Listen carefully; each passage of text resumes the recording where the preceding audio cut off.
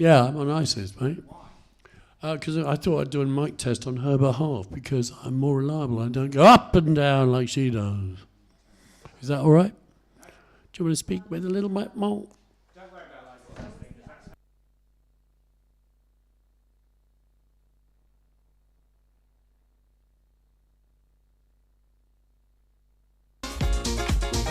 Hello? Right.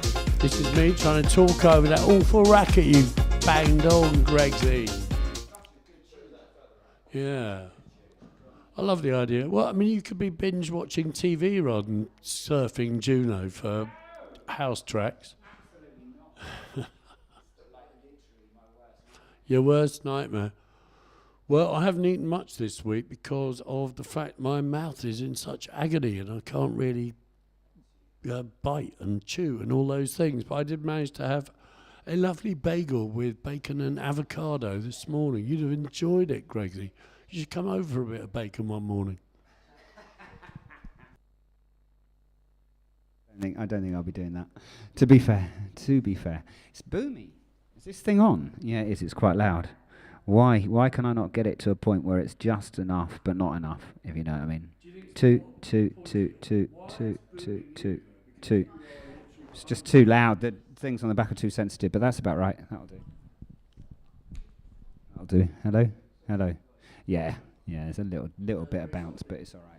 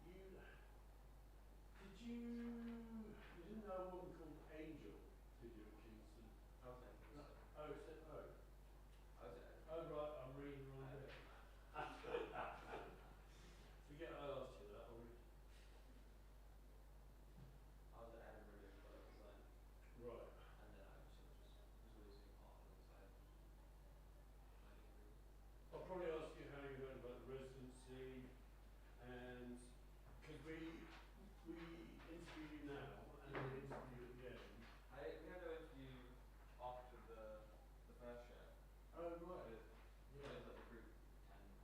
Yeah. When was that? August or something maybe? Could have been September. September, yeah. Is it possible? Was I here? Yeah, you were there. It was like that instead. It was like behind. Oh. I don't think you remember that. Yes, I do. Yeah. Do you remember what we asked you last time? Probably about Edinburgh. I think you did actually. I think you just spoke a bit about like the process of how that was made, like how you enjoyed the group show, and How does that connect with this? it's a completely different Right. series of works. But these ones It's not really involved. If that was all black and white, that's really. It's kind of similar sort of like really vibe, I guess, but this is kind of nice way of painting the shadow. Yeah. And a completely different medium source. So this is like aluminium has been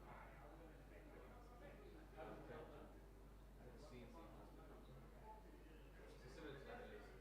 Right. Is that expensive? well, I was able to do it really cheap because I was in a residency and they had access to all the times. But Right. if you don't, Right, if you had to go to the high street. then it is a bit more expensive. Fair enough. Right, I'm going to try and get this build to start on time today.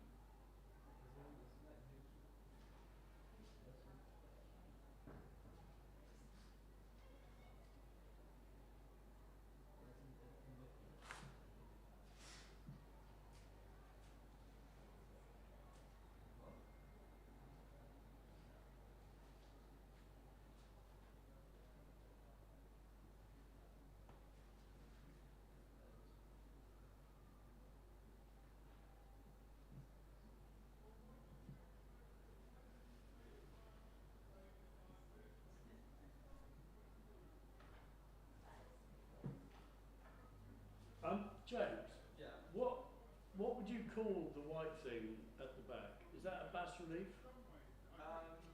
Maybe just like a relief wall art or something. Right, just relief. I don't really know what like a bat. What's like a bat? Well, that's a kind of old-fashioned term. I think that is a kind of frieze, you know, like the Eric Gill on the front of the broadcasting house. Not too sure. But I guess like a sort of like. a bas relief, I think, tends to be carved into a building. So it's not as protuberant as a sculpture or a gargoyle. I'd say maybe like relief wall art. Yeah, alright, fair enough. And then, or maybe. So how does it work? It's a bit more like an I guess this was a bit more like an installation of the bubble one, where it's like I go and I actually just set up each individual piece on the wall. Right. Compared to something where like the other one's like, oh, you just hang it. Yeah. But yeah, I'm going to play around with the shadow quite a bit. I mean, they would be quite nice, of course, out on the street, so the sun, as it tends to, moves, and you'd have a different thing. I'm Get going a to piece of work every time of day. I'm going to play around having like the light moving, so you have. I'm not sure exactly. Basically, made that moving like a tube, and have a light go like up and down it.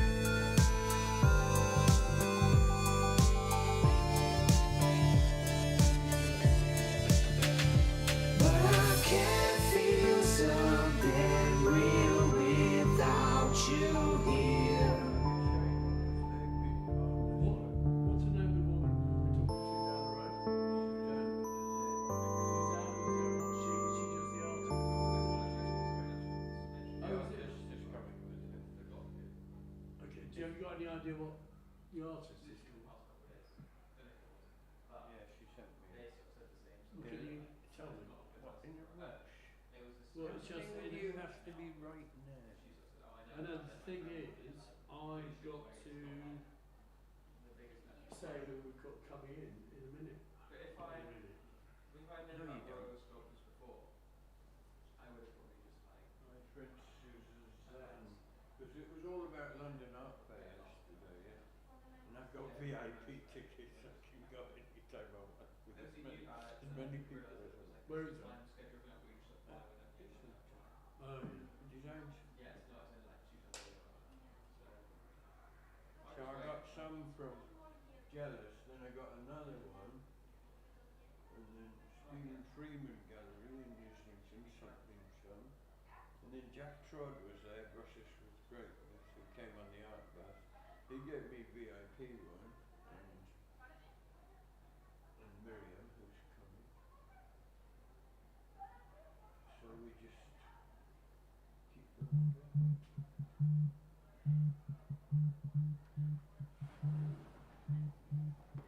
That's quite high. I love it when they get cold. It's quite I love it when, I don't mind when Haven't seen a yours, pretty skirt like that since summertime. when yours get cold. Oh, she's good, so she's going to hear it. Right, 2 minutes. Can we start Right. on time today? Just special treat for your Right. birthday. It will be a special birthday treat. Special treat for Gregsy's birthday. Let's see if I can find what she sent me. I think she did. Miriam. Miriam's a painter from Warsaw. She's gone back to Warsaw in a few days. Where's this active sculpture? What was the second show? Which, where? That was in- Gina's second show at Gallery 46 was We'll ask. No One's Little Girl. Yeah, could be. Was that a show or was that one picture? No, that was her performing, singing. Well, both of them she sang live. And her paintings leave nothing to the imagination. And the true style. Do you know Jojo Hesketh? Is that one of the posh Heskeths? No, actually not. Really? Sure.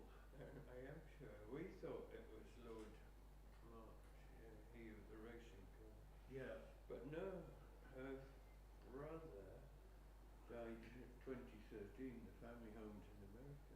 Although she is from Lancashire, so, you know, it could be a brother by another mother. Who fucking knows? Did we go on the art bus to Did you? Gallery 46 when her show was on? Was that the one where we had to bang on the door and get in? Did we do a bus in Could be. December? No, we didn't. So it could be, oh, and I met Thorpe and Stowey, both of them. Where is it? I've got the raincoats here somewhere. Here we No. go. Imagine she's not going to want to hear the story about fuckface, Kurt Cobain, but anyway. The reason everyone's heard of the raincoats is because Kurt Cobain turned up at Rough Trade looking for them. In fact, he wasn't. All he was looking for was another, if you want to ask her about another copy of the Raincoats' first album. And someone there, Nigel or whoever, said, "Well, why don't you go around the corner?" And it wasn't actually to Gina; it was to Anna de Silva. Is that what she's called? Anna No, de but Silva. you know the time it takes me to find Is she this. still friends with the others? The other Raincoats? I don't know. She's still a friend with Tessa's, I'm pretty sure. I mean, she And their first gig was at. she Give you and a clue who was there last Friday? sorry, The Raincoats' first gig was at.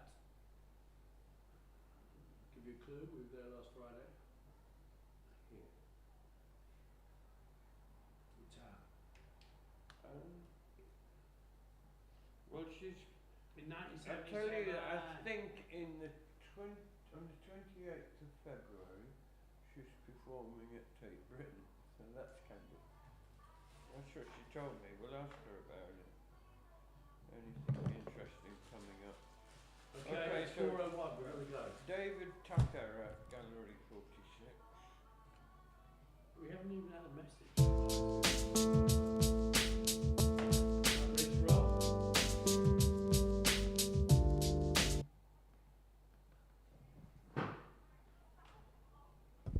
You ready to Have you roll? got a sting? Yeah. What's that kind of microphone rustling like? Yeah, hello. You can hear me in the headphones while I'm chatting away at shit. Right. Come on. Right, let's go for it. Puff, how you, bub? 5, 4, 3, 2, 1. 5, 4.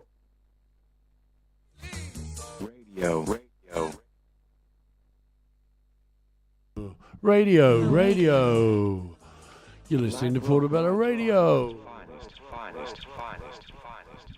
Yes, indeed. Welcome aboard the Friday show. Here we are live and direct from Portobello Here Road we are Market. live and direct. We're really excited. We've got Gina Birch from the Fabulous Raincoats. Wow, the Punkettes of The back in the day. Punkettes. Yeah, man. Gina is now an artist. She's been a filmmaker for some time. Very famously, Kurt Cobain turned up at Rough Trade West, or Rough Trade as we used to call it in those days. Yeah, man, because there was only one. Asking to replace his vinyl copy of the Raincoats' first album. And they said, why don't you go around the corner and find the Raincoats? He went off to Anna de Silva's house. Yay. They hit it off marvellously, and the Raincoats were about to join Kurt and Nirvana on tour round the UK when, of course, unfortunately, Kirk ended it all. he ended it all. Yeah, blimey. Anyway, Blimey, there you go. we That was will be another. talking about her shows, her art shows at Gallery 46. We'll be talking, I hope, a little bit about the Raincoats. Yeah, man. We're sitting here at the Muse Gallery, Lucky us. and And it's just, we are surrounded by the most amazing artwork. the residency 2024 is underway. It has kicked off. And we're going to speak to one of the residents, James Grossman. Oh, who wicked. We actually talked to last August. I No think, way. When No there way. was the long list, the Ah, residency long list. We're okay. also going to have some people coming up from JM Gallery down the Lovely. road. Not quite sure who. But I'll go and find out the artist's name. They'll be here around 5. Great. Yay, there you go. Gina's Wonderful. here in a minute. James is on next. We're going to start. My name's Piers Thompson. Hello, and my name's Greg Weir. Happy That was birthday. Stephen Howie. We're not sure where ISIS is, but Yeah. let's kick off with I Play My Bass Loud by Gina Birch. And now, here in Portobello Radio,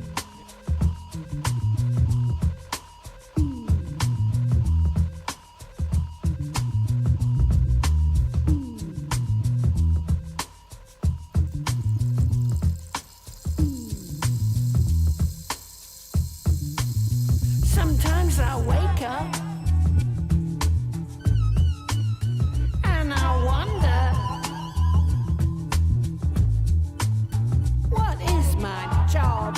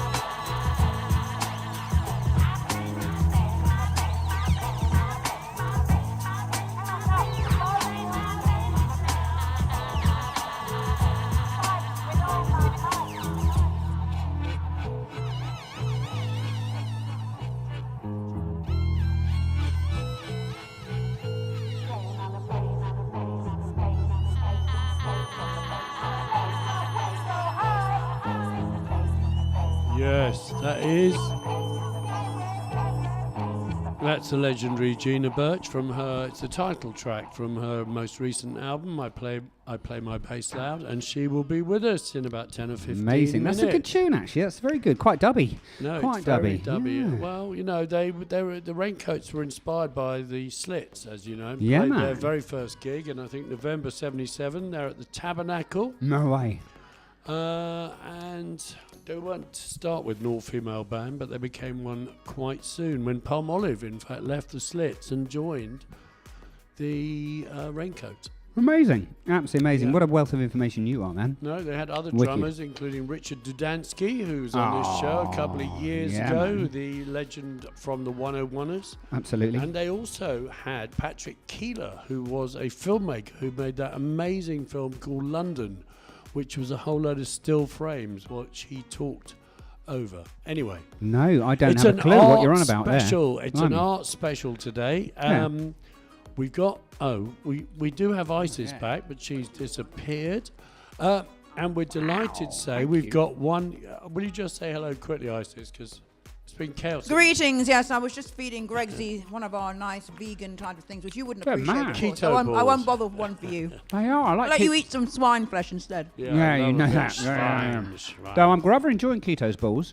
They're brilliant. Yeah, man. Love a ball, eh, Gregsy? Especially Keto's, blimey. As we mentioned, we're here at the Muse, and every year the Muse has a residency. It's a kind of sophisticated process.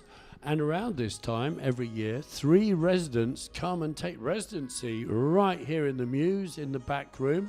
And we are delighted to welcome one of them, James Grossman, to the show right now. James, Hello, how you doing? lovely to see you again.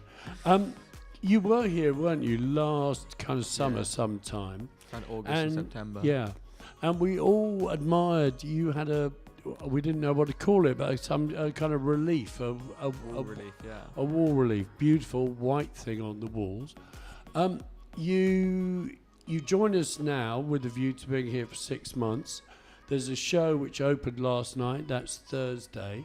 You're on the poster. Yeah, fortunate enough. And you also have a number of rather beautiful, I don't know, Reliefs or something. abstract Yeah. reliefs. Yeah, I What, guess you how could would call you them. describe them? You better describe Yeah, them. go on. I You guess made them. I guess I'll call them plasma cut wall reliefs. Oh, Simple right. as that. Plasma cut. Yeah. Wall Well, some of them reliefs, yeah, okay. This piece is also 3D printed. Yeah, that's one of my bubble piece. favourites in the building at the moment, actually. It's very tactile. Not that I'm allowed to touch No, stuff. please go But ahead. this one is, wow, it looks like a load of mouldied ping pong balls or half ping pong balls that are stuck to the wall. It is mental and in a perfect circle. It's I beautiful. thought it looked a bit Really like beautiful. Brighton Beach, but sprayed, a bit of Brighton Beach sprayed white. But Yeah, okay. Yeah, whatever you're tripping on, bruv. yeah. Yeah, love it. Love it. No, it is. And that was 3D printed, was it? Yeah, so that's all printed. That's clever stuff. Really clever stuff. No, I Really like fun. it. Really like it. Wonderful. Absolutely wonderful. I bet it really pings when you put the right lighting on it. Yeah, that's one thing I want to play more with during the residency is the shadow with my pieces and potentially making more mechanical works Yeah. that play around and alter during different perspectives and observations and stuff I like mean, that. 'cause you- Amazing.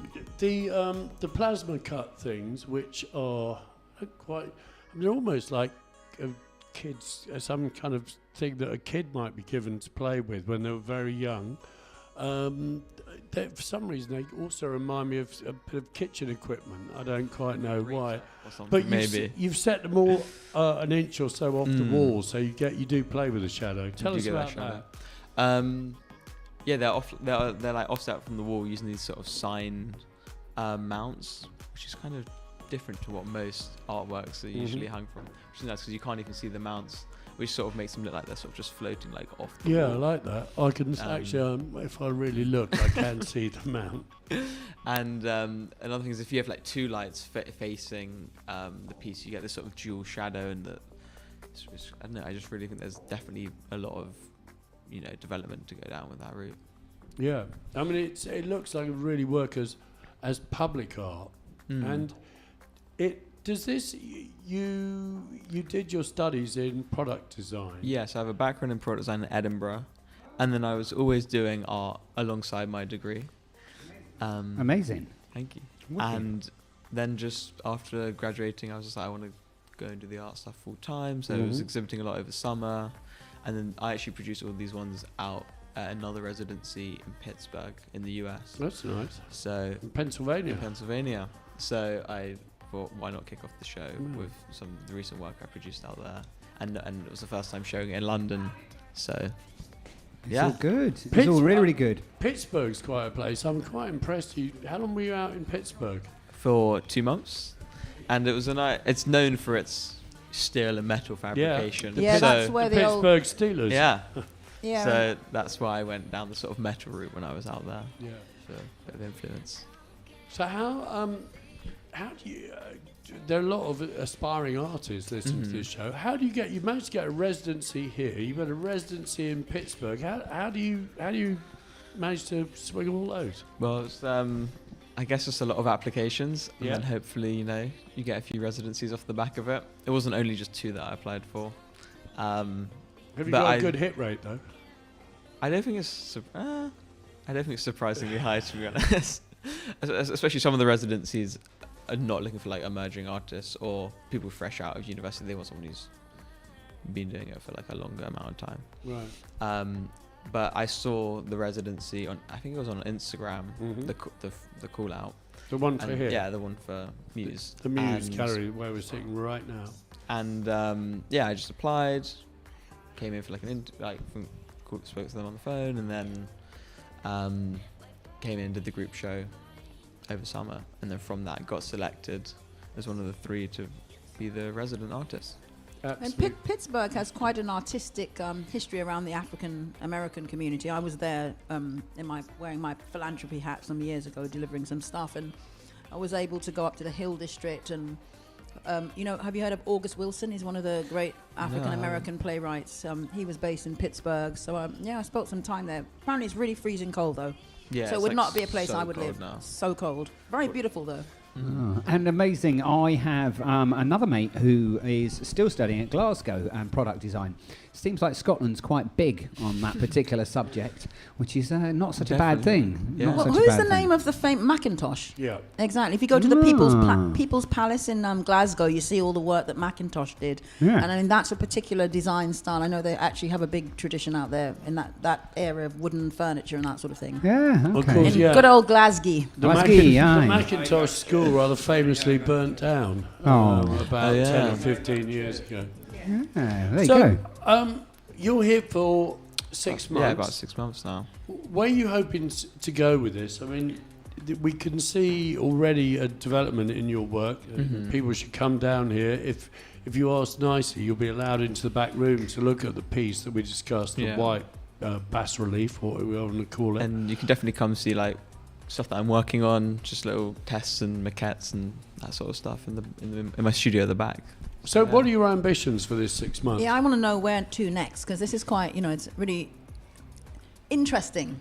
Like what your What's the next inspiration step? is, yeah, and like, where do you go with it? Are Like you mentioned before, you said, they could be like public pieces of art. I would love to create a series of works that could be like outside in the public realm, or just making it as easy for people to access the art as possible, and not having them to like pay for entrance, or just people sometimes scared of going to galleries, so why not just what put about it in someone's statues? Actual type statuesque type thing, shall we say? Yeah, maybe something like that. That's Yeah. what I'm thinking of. What about Potentially producing during the residency something that could go outside Yeah, man. and be Something on the mounted in side of a public. wall somewhere, quite prominent. Yeah, Like them things. definitely. It'd like blow them up 3 times the size and stick them on the side of a prominent building. It just look brilliant. And Absolutely people can brilliant. just throw themselves against it. Well, yeah, maybe. What does it feel like? Massage themselves. And some other process I would love to experiment with is like ceramic. So I'm thinking of doing a series of these in ceramic.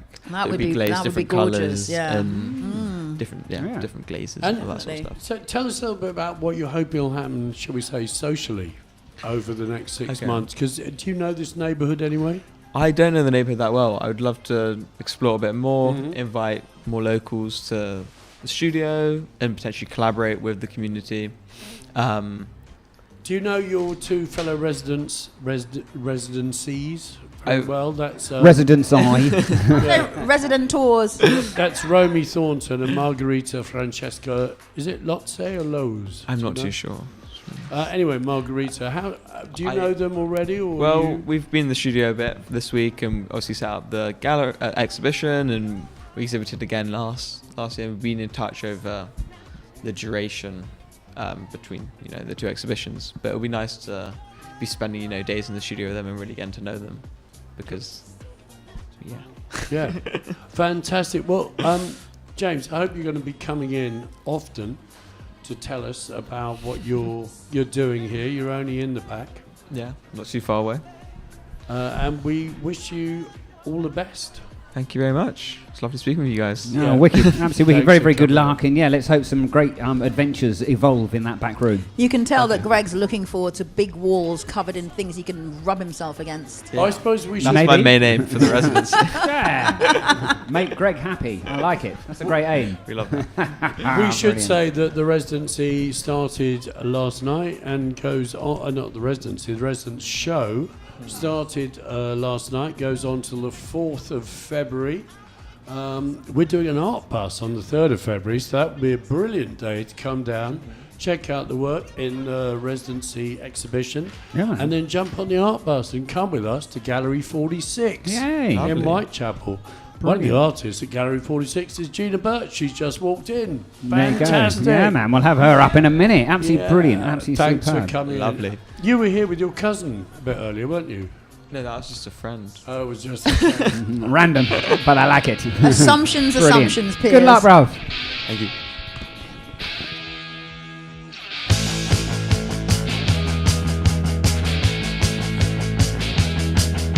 Now I've got a cousin called Kevin. He's sure to go to heaven. Always spotless, clean and neat, as smooth as you'll get him. He's got a fur-lined sheepskin jacket.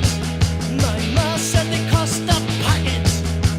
She won't even let me explain that me and Kevin were just not the same. Oh, my perfect cousin. What I like to do, he doesn't. He's his family's pride and joy, his mother's little golden boy. He's got a degree in economics, maths, physics, and bionics. He thinks that I'm a cabbage, 'cause I hit university challenge, even at the age of 10. Smart but Kevin was a smart boy then. He always beat me at Sabudio, 'cause he flicked a kick and I didn't know. Oh, my perfect cousin. What I like to do, he doesn't. He's his family's pride and joy, his mother's little golden boy.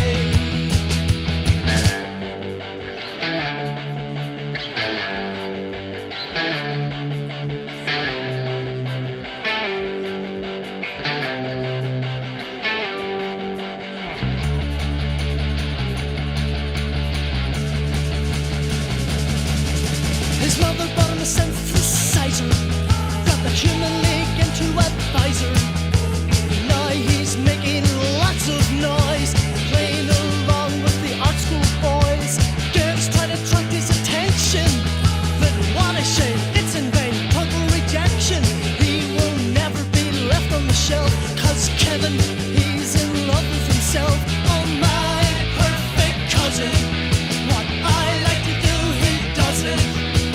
He's his family's pride and joy, his mother's little golden boy.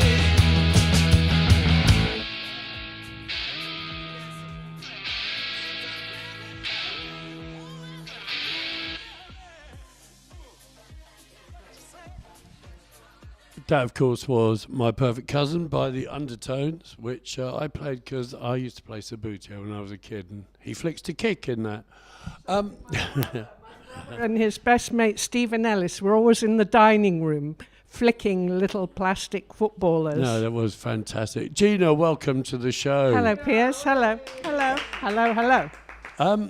You've got such a storied career from being, one of those very important musicians that came around in the late 70s, through to being a filmmaker, through to doing shows at our beloved Gallery 46.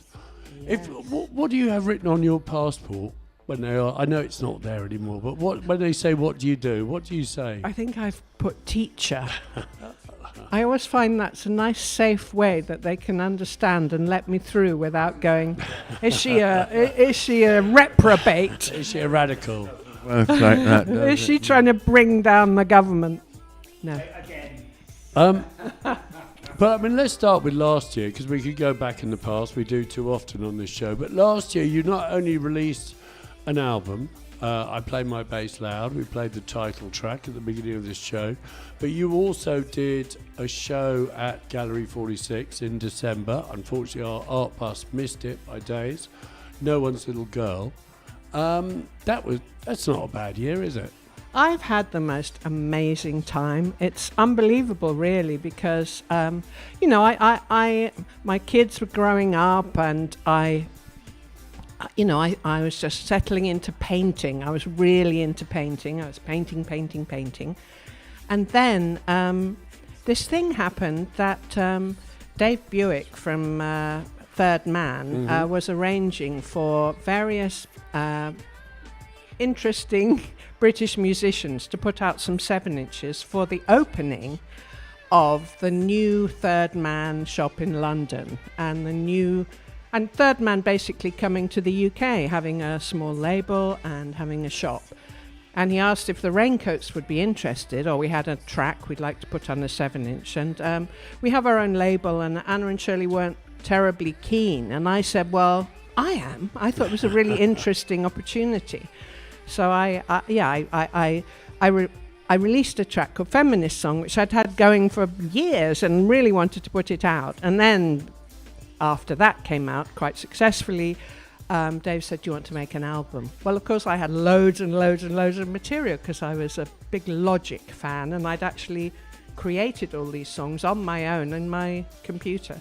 A few people would come by and play a bit of guitar on it, but suddenly there I was in this position to make an album, and having done all that painting as well, Caroline Kuhn, who's a good friend of mine, had introduced me to Martin and James, who have a company called Duovision, and they wanted to put a show of my work on. I mean, well, actually, they'd done one the year before. Oh God, my dates are all crazy. It's all right. So much has happened. I need a diarist. I need someone to sit by me and tell me what happened. Boswell, to your Pete. Who did Boswell write diaries about? Anyway. Oh, that sounds a bit above my pay grade, but I'm sure it's there lurking in the back of my brain. So you jump back on. What was it that got you into being an artist? I mean, famously, the story is that you'd seen the Slits back in the day, and you thought, if they can do it, we can do it. We'll start a band. Oh, I went to Nottingham High School for Girls, and I wasn't one of the most focused students. I was good at art and good at maths, and I quite liked English, but I wasn't really very studious. I was very waylaid by the people in the town. And I think I just had a more creative brain. My brain didn't work in that academic way. And so I went to do foundation at Nottingham Art School, where I found my people. My people at art school. And Alex Michon and I, who ended up making clothes for The Clash, we hitchhiked all over the UK trying to find our perfect art school. Anyway, the long story short, I ended up in Alexandra Palace doing fine art, and Alex ended up making clothes for The Clash. And we had happened to chance upon the Sex Pistols' first gig on our hitchhiking travels at St. Martin's. So I was kind of poised, really, for some adventure. I wanted something to happen. I was really excited about what was going to happen with life. And the art school wasn't as exciting as I thought it would be, but punk was burgeoning, punk was beginning to happen, and I was going to see all these gigs. I went to the Roxy every night, and, I lived next door to Richard Dudansky and his wife Esperantha, who was the sister of Palmolive in the Slits. So I was in this little enclave of interesting people. And so when the Slits played their first gig, I was there and I was blown away. And that's when Anna from my college, Anna De Silva, and I decided we'd like to, we had an imaginary band for a while. We thought, let's pretend we've got a band. And then, once you start pretending, I mean, couldn't play anything. Eventually I walked into a shop and said, what's your cheapest bass guitar? Do you want to try it out? They said. I said no, because I was too embarrassed at the thought that they could see that I couldn't play it. Yeah. But it's so weird that really there was something in my head that made me think I never wanted to admit I didn't know or couldn't do something, which is really foolish. I think nowadays, of course, they say, just that's ask. a virtue. Just ask. I think it's really important. I mean, fear of failure is far worse than ambitions above your pay grade, whatever. Yeah, well, I'm really pleased now, because if I can't do something, I can say, can you tell me how that works? But I couldn't then. I just ran out the shop with this thing that was a piece of wood with some strings on it, and I had to learn how to play it. As the Raincoats, your first gig was in fact at the Tabernacle. It was with Time and Dog and Richard Snakehips Dudansky. Richard came round to Anna's living room, which is where we were rehearsing, where we were trying to write some songs. I think we had about 4 or 5 pieces, one of which was No One's Little Girl. And and I wrote that. I'll just backtrack on that, because I'd always had a boyfriend up until that moment, up until I came to London. But I thought, in those days, if you had a boyfriend, you listened to the boyfriend's music and you kind of hung out with the boyfriend's friends. I don't think that's not that way anymore, but this is in the mid-70s, 76. And so when I came to London... We still loved our neighbour in those days, weren't we? It was quite old-fashioned. Yeah, boys and girls. It was very old-fashioned. And so I think I felt this kind of delight at the idea of being my own person. So I wrote this song, No One's Little Girl. I'm not going to be, I don't want to be in your family tree, all that jazz. I forgot where I was now. Well, spin forward. Let's get back to the present day. No One's Little Girl, of course, turned into a show. Yes. Which is... It's quite in your face, I have to say. I was just perusing the pictures just not a few minutes ago. It's you. When you say you're not going to be anyone's little girl, you're saying I'm not going to be your little girl. Yes, I'm not. But in fact, if I tell you how it happened, basically, when I was at art school, Derek Jarman came to my college. Early on, I think it may be late 76 or early 77, and he had his Super 8 films. And so he was showing all his Super 8 films, and I stumbled into this room where this, beam of light. I was a little bit late that day, and there was this projector and showing these amazing images of mirrors reflecting and people in these really crazy and interesting outfits. It was this beautiful colour. And I just thought I'd died and gone to heaven. It was just amazing, I'd never seen anything like it. And so I thought, I think I'm going to try out this Super 8. So eventually I got myself a Super 8 camera.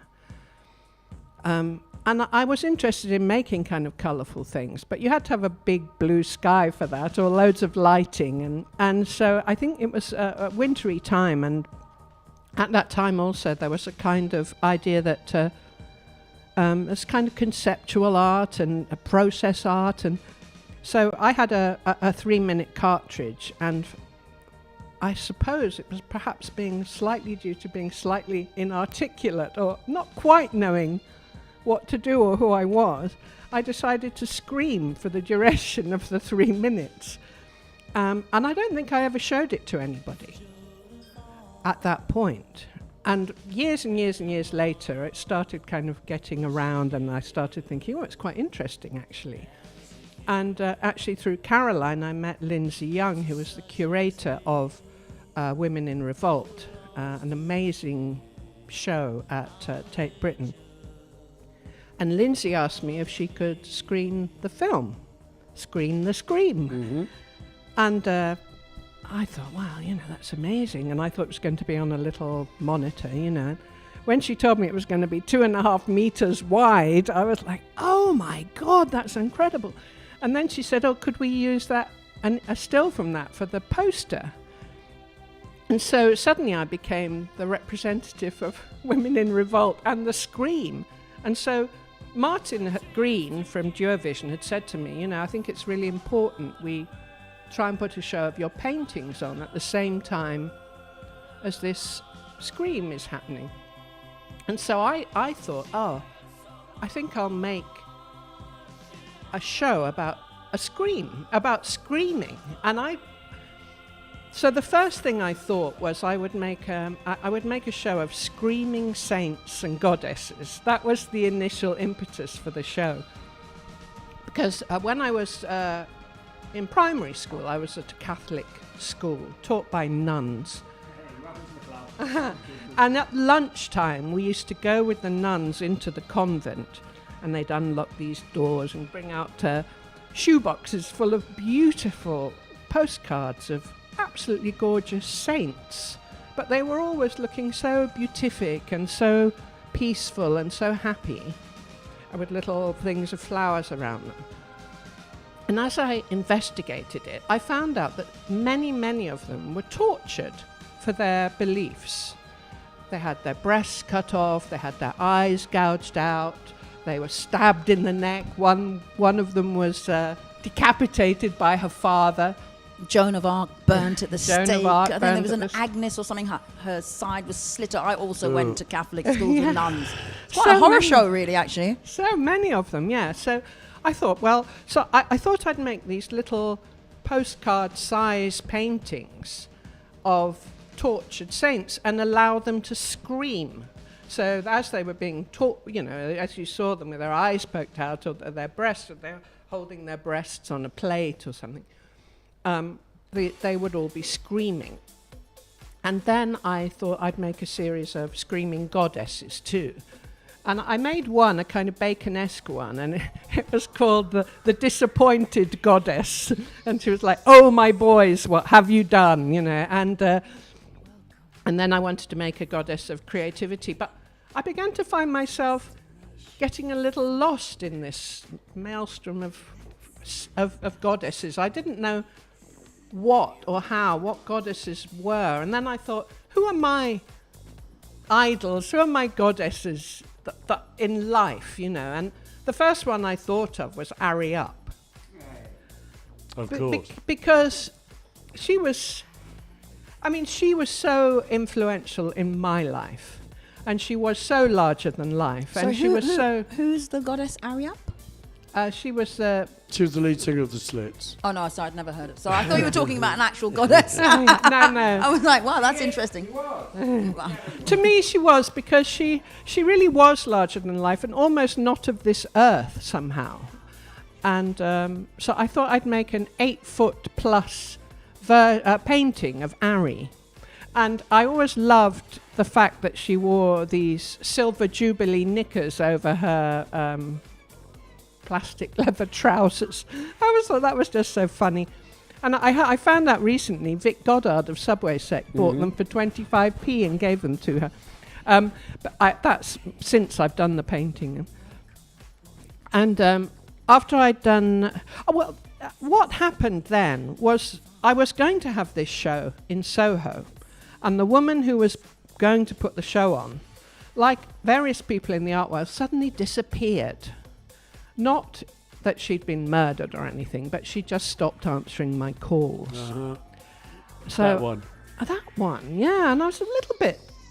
I couldn't understand. Anyway, she did turn up. And anyway, I phoned Martin and I said, I don't know what's going on here. I'm really baffled by it. And he said, well, look, Gallery 46 is free because Mark Arman's just cancelled. He did. He cancelled. Yeah, I remember that. So suddenly, from having a small gallery in Soho, which was going to have my 20 small screaming saints and a couple of massive big goddesses, I had this huge gallery to fill. I said to Martin, I'm not sure I can fill Gallery 46. Yes. And so suddenly, I then did a painting of Kim Gordon and a painting of Yoko Ono, and then I was like, and then I was on tour with This Is the Kit at the same time. So it was a madness. And this woman, Audrey Golden, was writing a book about the raincoats, and I was having to spend a few days with her. So I was really like painting like fast and furious. And then I said to Martin, I'm never going to fill it. He said, you've got loads of paintings that we haven't shown already. And those are probably the paintings that you find a little in your face. Oh, definitely. Because leaving nothing to the imagination. when I first started painting, I used to go to the National Gallery a lot to draw. And I often found myself in front of The Rape of the Sabine Women by Rubens. Mm-hmm.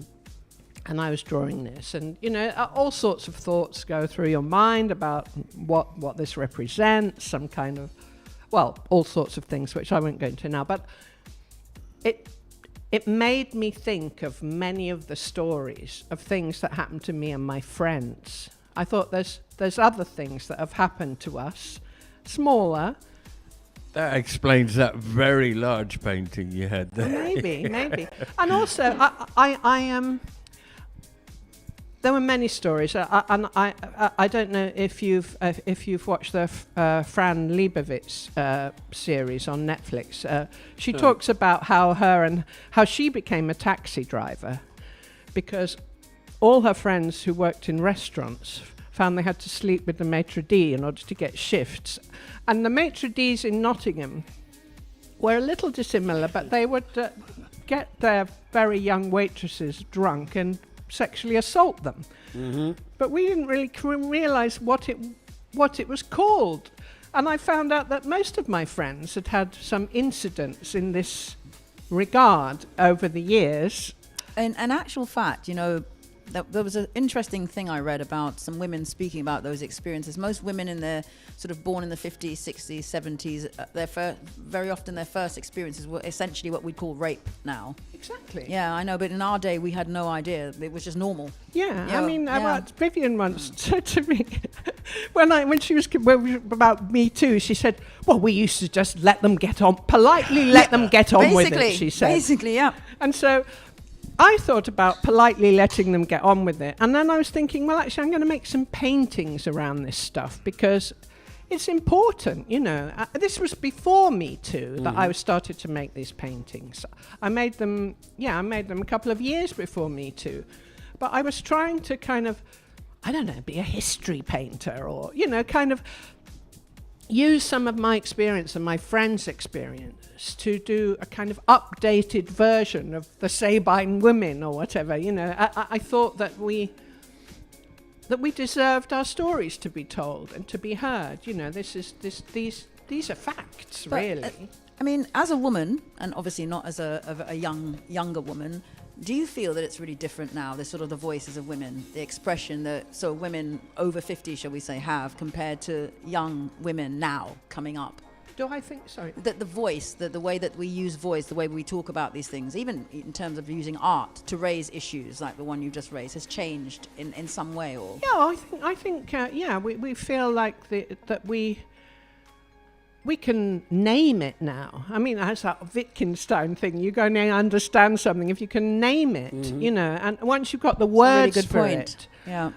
you can describe it and you can understand it better. And I think So as an artist, you always had the images, but it was lacking the words in a way. And now we have the words along. I mean, well, I had the images in my head, but they were never as an idea for a piece of art. I occasionally I'd think, bloody hell, did that happen? Oh my God, did that happen? And and sometimes and really, some of them I could only articulate in the last 10 years or 15 years, because they were kind of secrets or private or things that you didn't want to divulge, because why would you? It does strike me that what you've done in the last couple of years is bring together the words, the pictures, and the music. I mean, I love the title of your album, I Play My Bass Loud, because that's what you did once you learned the 3 chords. I love the way that the exhibition that you put on just for Christmas, I didn't know it harked back to the very first song you'd written, but something you said to yourself in 1978 or whatever, No One's Little Girl, sort of has resonance, but in a completely different way in 2023. Absolutely. I think the thing is, when I was in the art studio as a, an 18, 19-year-old, there was still a feeling, there was probably about 50-50 in girls and boys, but all the tutors were male, apart from the odd visiting tutor and perhaps one of the art history tutors. So there was this kind of idea that Art was blokes' work. well, the boys got along better. You either, I don't even want to go there, but the boys would drink with the tutors, and if the girls drank with the tutors, it got more complicated. And so it was. It was a man's world. It was great, but when we got the band together, because once we got the band together, we were a kind of girl unit. Gina, you have something coming up, I think you told me, on the 28th of February. Oh. Maybe at Tate Britain. I think Yeah. I'm doing 26 or something. I'm doing a Sunday special or something at Tate. I'm also playing with This Is the Kit. I'm in Bristol, and there's a big venue down in Bristol, and I'm playing a show there. Tell us about This Is the Kit.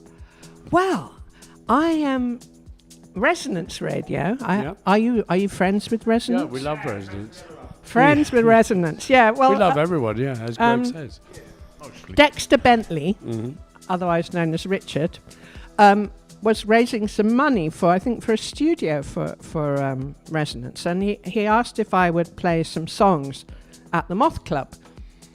I haven't been there for So ages. Baz Yan, me, and Kate Stables were going to be performing. Well, I knew neither Baz Yan or Kate Stables, but it was just the best night, and we all loved each other. Actually, I really loved what the others did, and the others loved what I did. And then at the end of the evening, Kate Stables and I were just chatting at the bar, and we just it was like this kind of heart to heart. Just our hearts went. We didn't even say much. We didn't talk much, but we just something happened. And then suddenly I got this invitation to go on tour with them, and I was so happy. I was really happy. And so I couldn't afford to take my band with me, so it was me and my films, and although I did get the others to play when we played the Barbican. But This Is the Kit took me in their van with them and put me out. I stayed in hotel rooms with Kate and oh my God, Rosie Plain, who was playing, and I just loved them all really so much. And their songs have kind of got into my head, and I love them. I don't understand them all. I tend to write very kind of on the nose, I suppose. And Kate writes so much more complicated, winding, twisting songs, and I just love every line she writes, and I'm like, oh, where's that taking me? When I spoke to you last week, were you in Manchester? Oh yes, Helen McCookery Book and I, who I made Stories from the She-Punks with, got an invitation to do a performance in Bury Art Museum. Oh, I love Barry. Bury in near Manchester. Yeah, where the black pudding comes from. Yeah. So and apparently they'd asked for me to do the thing with Helen. So Helen and I got together, and the theme was Captain Beefheart. All right. So Helen and I got together and started reading and researching about Captain Beefheart, and we decided to write some tunes or musical pieces that would respond to things he'd said or things other people said about him. And so we proceeded to write some kind of complex and funny pieces of music. Some to do with just count. We used the numbers from our dates of birth, and so we would play in these strange rhythms. And He's a special needs boy. it was really fun to do, because we approached every piece as a kind of, here's something. Now, how we turned it over in our hands and turned it upside like down. a Rubik's Cube. Yes, and we made these kind of odd pieces of music, and we called it Beefheart the Musical, which it definitely wasn't, but it was a name. But it was close. It was close. Let's play a tiny bit of Augustus Pablo, and then we'll come back. I want to talk to you a little bit about the neighbourhood, because, of course, you famously were a West London girl back in the day. A squatter. And I want to talk to you about my fucking room. Oh, yeah, okay. Gallery 56.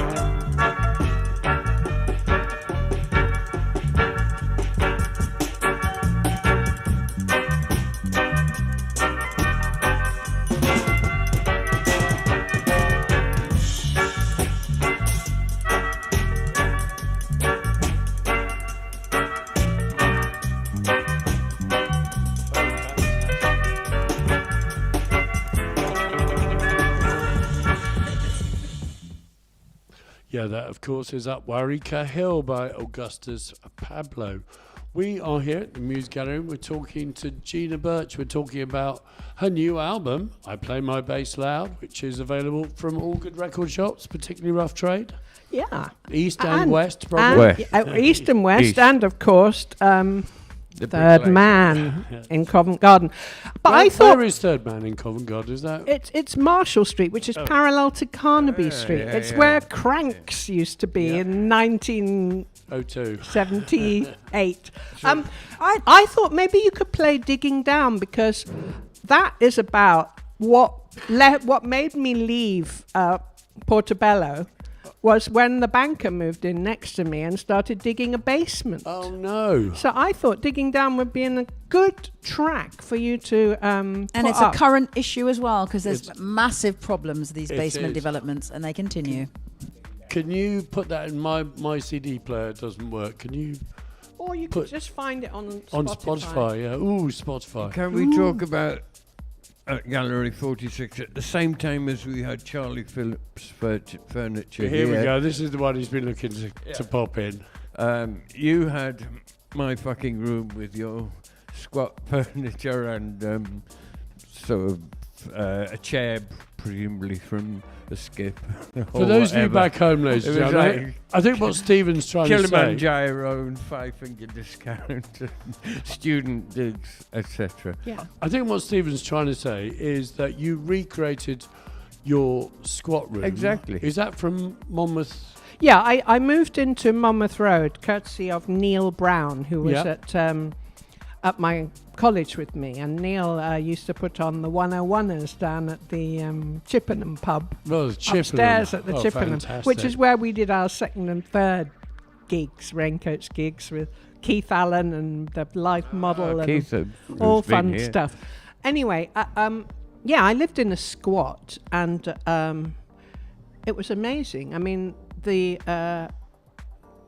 stucco was all falling off the front of the house. The plaster was all falling off the walls inside the house. We had mushrooms growing out of the toilet, but it was free. And the it was str- those amazing houses in Monmouth Road. They which were amazing, It's just yeah. off Westbourne Grove. Yeah, it was Um, fantastic, and I mean, lots of great people nearby, and you know, and there was the squat tea room down in Westbourne Park Road, and so it was. Was the Rough Puff Squatting Agency still going at that Oh, point? I never came across them. That was a kind of a Frestonia thing. Yeah, they were a bit more off the off my map. I think I was like a cat. I think I only walked the same paths each day. I didn't go exploring down strange places like Frestonia, and I really regret that now. You know, I think We were even more parochial in a funny sort of way in those days. You know, if you were... when I first moved over to Latimer, which is the other side of Ladbroke Grove, basically none of my neighbours I would ever see on this side of the Grove in Portobello Road. And in the same way, none of my Portobello or sort of Eastie friends would ever be seen or down that way. Half Yeah, of I those very expensive houses on Ladbroke Grove, they were all squats. weren't Yeah. they? I th- all squats. A whole lot of them. I think somehow there must be something in us, you know, that's kind of a kind of weird sense of nature that we kind of are this kind of territorial beings in a way. And yeah, because I find it really hard to understand why I was like that. There you go. Well, now you're all over the place. Manchester, even I at the know. drop of a hat. Bury. Which is that, your Bury. which was is that your a- which is your bit of London now, Gina? Well, after the bankers moved in to To dig down. to dig down, I went into one of those housing website things, and I dug around in there, and I found some amazing houses, and I had felt very stuck. You know, I felt like where I was in Monmouth Road was like, that was it, that was me, that was going to be where I was forever. But once I explored and saw other properties I liked, I thought I could live here. I suddenly was liberated, and I started to look further and further afield, and eventually I ended up in Tufnell Park, in a great big load of bricks. And it's strange, but wonderful and very, very friendly. I got obsessed with corner houses I don't know why. You know, you get obsessed with something, and I got obsessed with corner houses, and There's the a lot little of corners at Tufnell Park. I mean, it's a major junction, isn't it? the little street next to me, Gatcombe Road. All the people in there were really, really kind of quite tight, and they used to. And we got big gates that go onto Gatcombe Road, and a little gate onto the front, and we just met so many people, and they just seem they seem to. Well, it's a few doors down from where Jeremy Corbyn used to live in his second marriage, actually. But it's pretty liberal, and I just found. When I was round here, and I mean, I walked down Portobello, and I was like, oh my God, I miss you, I love you, I think it's so fantastic around here. But before I moved, you know, I got very obsessed with all the money that had moved in.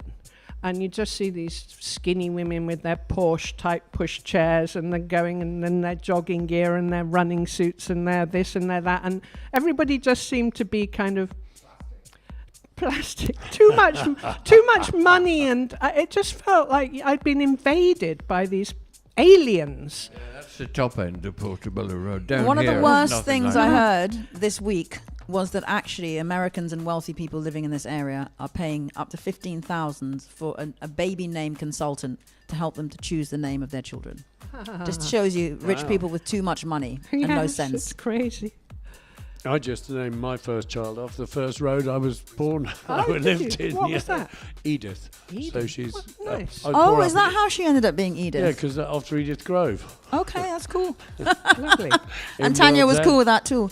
Yeah. Well, mine are called Honey and Lele. Well, named How old after your favourite foods? or- No. Honey, I just always loved that name, and Lele is because that was her Chinese name at birth. How old are they? 23 and 21. All grown up. Pretty much Home, snap. Empty nest. Jeannie, you've done so much, well, throughout your career. You've really ramped it up in the last 12, 18 months. Where are you going from here? Well, I don't know. I'm just going to keep on, you know. I think what's happened to me, I think probably for most of my life, I just say yes. So if somebody says, do you want to do this? You know, I say, yeah, why not? Give it a go. And so I don't know what's around the corner, but I will be going on tour in America. I know Wow. that for sure. I might With the new album? with maybe even a newer album. There'll certainly be a new single out, but whether a new album will be out by then is another matter. But I'm carrying on writing music. I have a painting studio in Wood Green, and so I either am writing music or painting or playing. And so I feel like it's energized me. I've always had a lot of energy, and sometimes it is focused in the wrong way, you know, maybe getting cross about this or that. And I feel like when I'm able to use the energy creatively, I can be a lot more positive. I think I'm a much nicer person when I'm busy creatively, instead of kind of finding all the cracks in everything. People seem to ring you up all the time and say, why don't you do that? Do you think the fact that you say yes encourages people to do that? Because I hope so. there's nothing more dispiriting than asking someone to do something and they go, oh no, maybe.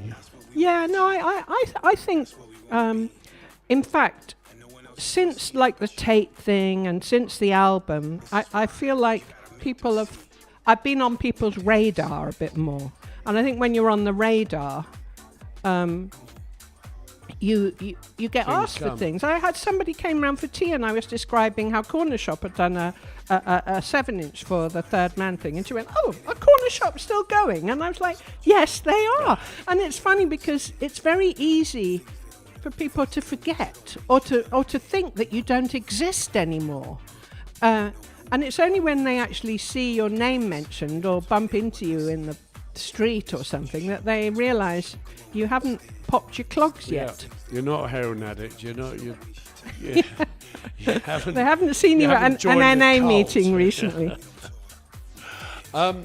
thank you so much, Gina, for coming in and talking to us. We love what you're doing.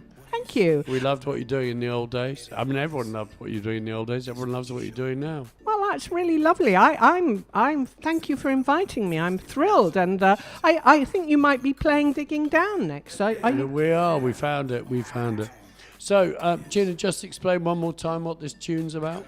Well, this tune is called Digging Down, and it's when I lived in Monmouth Road, and some people moved in next door, and they started digging. And the shutters, high-class problem. My shutters didn't close anymore, and there were cracks in the walls, you know.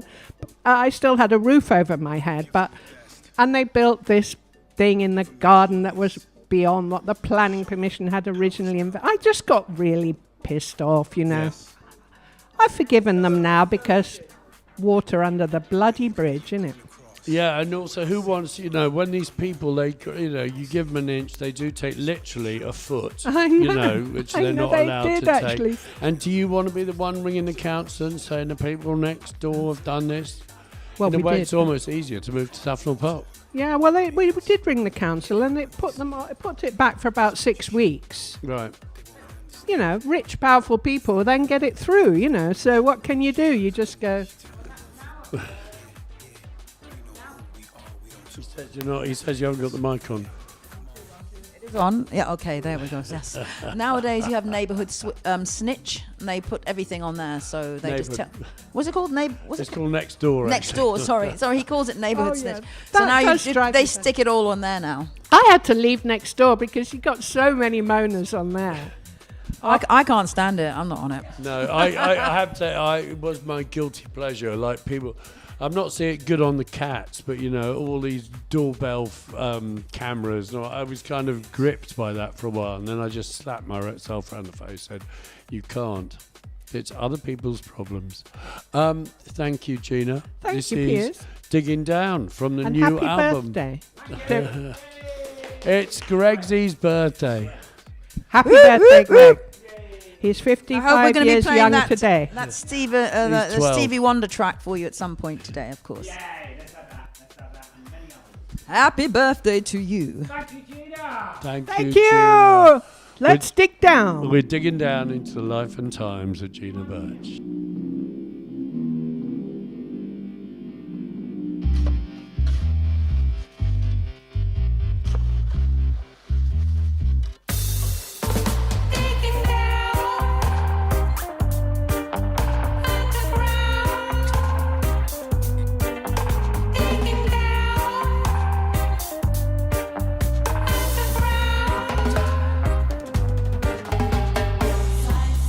Fucking up my life.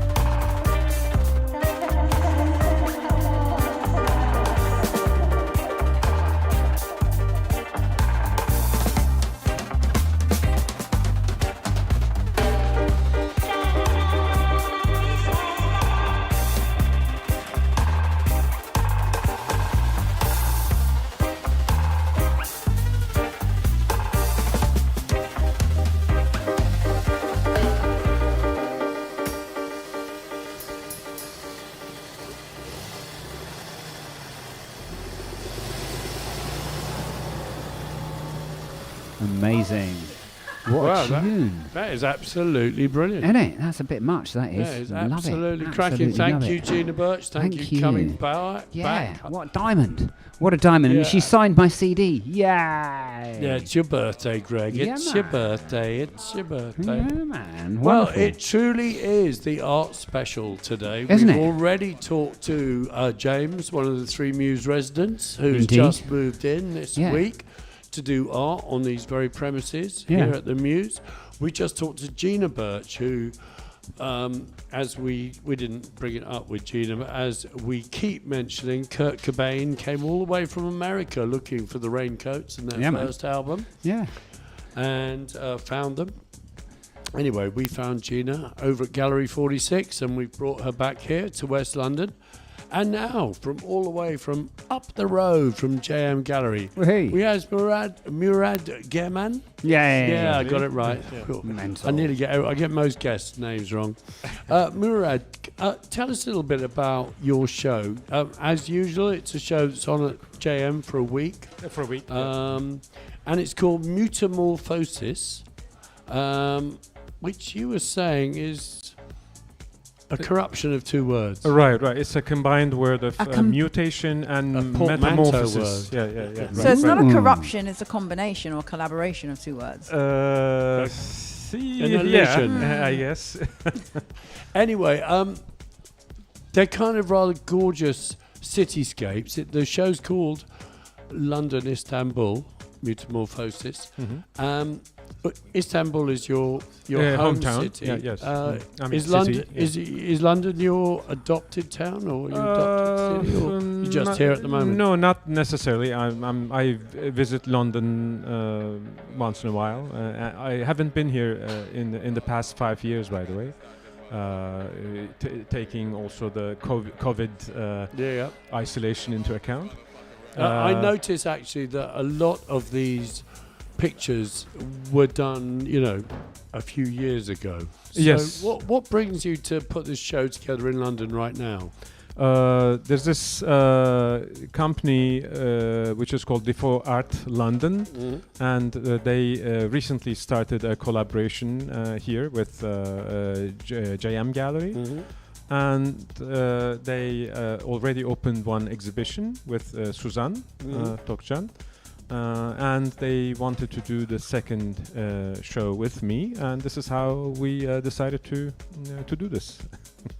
So tell us a little bit about your work, because it's kind of it kind of takes cityscape photography as a starting point. I mean, most of these pictures seem to be nighttime or nightscapes, so that you usually get twilight. so you're getting the reflection of the lights in the water. Right. Is that an important thing to you, the way that the city reflects itself in its natural surroundings? It's not all the time. There are also some daytime photographs too, and these photos are originally very thin and long panoramas with ratios of 10:1 or 15:1 or sometimes even 20:1. So it's very, very elongated, let's say. Then using a particular computer algorithm, which is called content-aware scaling, I scale these panoramas down in the horizontal axis. Right. And I'm trying to bring them to more, more typical ratios like 3:1 or 3:2. So this is so all these funny, different or atypical broken lines and texture artifacts and everything. They happen during this compression process. Right. I mean, I'm looking at an extraordinary picture here of Tower Bridge, with cranes but interestingly, the thing that dominates the center of the picture is a tree. Tree, exactly. Yeah. How that's obviously deliberate. what made you choose that as your focal point? And yeah, one thing I would like to say before that is this photo was taken during the Olympics, by the way. So, there's the Olympic symbol on the Tower Bridge, by the way. Anyway, what I like about London is the fact that there is a lot of parks and there's a lot of greenery in this city, which is not the case in my home city, Istanbul. And this is why I wanted to put the tree in the center to accentuate the importance of greenery in London, and also sort of refer to the balance in between natural formations and man-made environments. I mean, how would you, or do you, in some way, compare and contrast Istanbul with London? I mean, what sort of the kind of strengths in both areas? I mean, obviously Turkey is a fantastic ancient nation with a history that's one of the main parts. Yeah, Europe and Asia. But also, it's one of the most ancient histories. Where civilization started, actually. Yeah. Well, obviously, as an African, I believe it was in Africa, but we can debate that on another one. We can do it together. But it's that. Yeah, we have those ancient histories. I thought it started in World's End, Chelsea. Oh, go away. But how would you? What are you looking at in terms of the comparing, contrasting? What sort of things do you love about Istanbul that we don't have in London, for example? There are advantages and disadvantages. One, for instance, here there is you can see the traces of order. There is a particular order, and even though some of the new developments through gentrification is disrupting the a bit ugly. Is disrupting the old neighborhoods, and it causes displacement and sometimes even dispossession, which is obviously not a desirable result at all. I recently saw Battersea development, the Battersea Power Station. I was really sorry to see it as a shopping mall. I know, it's disgusting, isn't it? It's disgusting, yes, exactly. So, but even then, I mean, despite this development, real estate development, which is quite obviously ambitious in many ways, there is London is still able to keep its order. London is still London. But in Istanbul, there is also very rapid urbanization. It's too rapid, by the way. And there is again the same process of gentrification and displacement and dislocation and dispossession and all the things that come with it. But I think we cannot really keep the city's legacy. Here, I mean, obviously, if you look at the British Empire, the legacy has always been very important. It seems. I mean, I'm not British, so neither am I. I'm looking at it from outside. So I'm talking as an outsider, but I can see that this legacy is really needed to keep your identity. Not necessarily intact, but at least as untouched as possible, with additions from different cultures. People coming in as. It's interesting you say that, because of course, one of the issues with empire now is that half the people need to somehow prove it was a brilliant thing and that somehow it improved the life of the world. Which it didn't. And the other half of the people seem to be pretending it didn't exist. So Well, what about the other set of people who were the victims of the empire, like me, in my country, in Trinidad? We were colonized, or, across the world. So there's those people who actually think it's pretty disgusting that thing happened in the first place. No, so the point I'm trying to make is that you're talking about happened. the English people sort of thing. It happened. Yes, it did happen. The thing is, I see. Yeah. It actually happened. So you've either got people trying to lionize it or people trying to destroy it, and it's part of our history in the same way that the Romans being here were part of our exactly. Every empire. I mean, Ottoman. Mind you, guys have much better food than England. I have to say, I love Turkish food. Oh yeah. I mean, oh my God. I think we are not able to promote it well, but to me, Turkish cuisine is the number one in the world. I mean, to me. I do love the food. For instance, these days, a lot of people are into veganism. veganism, right? Yeah, I'm plant-based. Yeah. I should tell you that Turkey is a vegan paradise. We have so many different dishes and like variations of vegan food. Because people think of it as mangal and No, nothing it's else. summer. I mean, in the late 80s, I lived in Stoke Newington, a big Turkish community there. And we lived actually above a Turkish baker's. So you could imagine, and I was very strict vegan back then, but oh my God, the food, love it. Some people think Turkish cuisine is like kebab and döner and but I mean it's not only that at all. It's only a small portion. It's the tip of the iceberg. Oh no, trust me, I eat in a lot of Turkish places. Okay. Often when I'm out and I can't, I'm Turkish restaurant. Have That's you safe been for you. to Turkey yet? No, not yet, okay. not you yet. should come. No. Been to Iran, but not okay, Turkey. Haven't okay. made it to Turkey yet. All right, all right. It's we love your pieces. They're gorgeous. Tell us how long the show is on for and how people should come and see it. It runs until the 23rd, and it's at JM Gallery, 230 Portobello Road. And unfortunately, I won't be able to be there in person because I have to fly back to Istanbul tomorrow. But the team, the Difo Art London team, will be in the gallery. So the gallery will be open at all times. Yeah.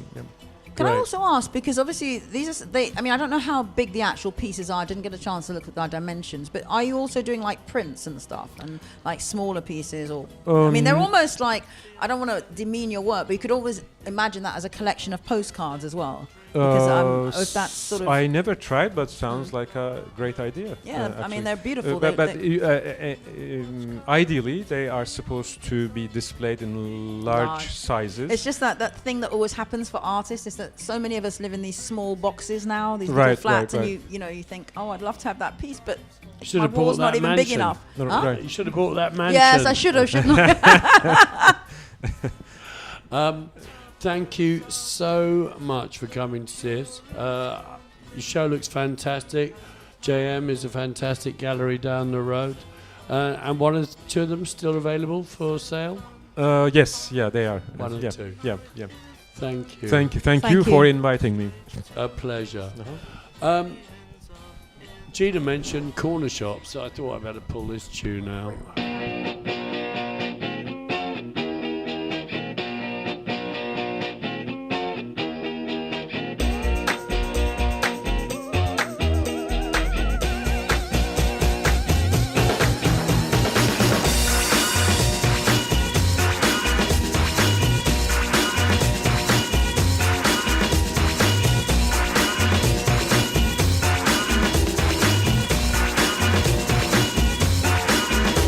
There's dancing behind movie scenes, behind the movie scene.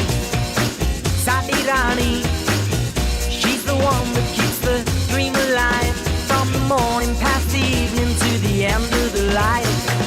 Grim food Asher on the 45. Well, it's a grim food Asher on the 45.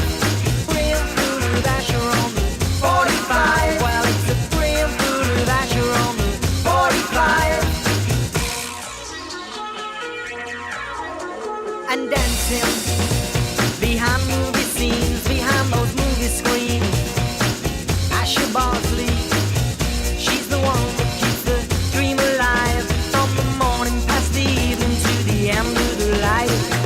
Grim food Asher on the 45. Well, it's a grim food Asher on the 45. Grim food Asher on the 45. Well, it's a grim food Asher on the 45. Everybody needs a bosom for a pillow. Everybody needs a bosom. Everybody needs a bosom for a pillow. Everybody needs a bosom. Mine's on the 45.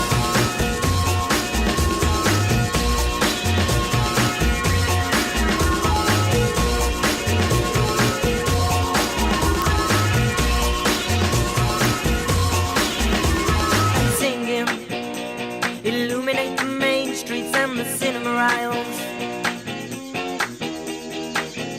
We don't care about no government warning about that promotion of the simple life of the dams they're building. Grim food Asher on the 45. Well, it's a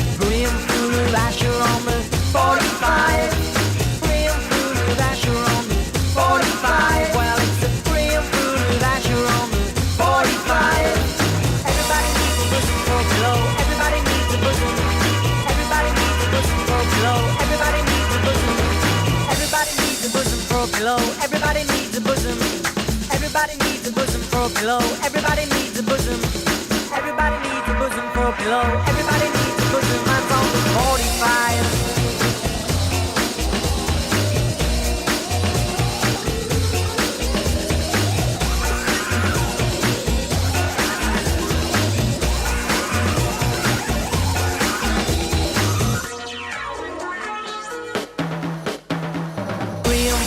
Asher on the 45. Well, it's a brim full of Asher on the 45.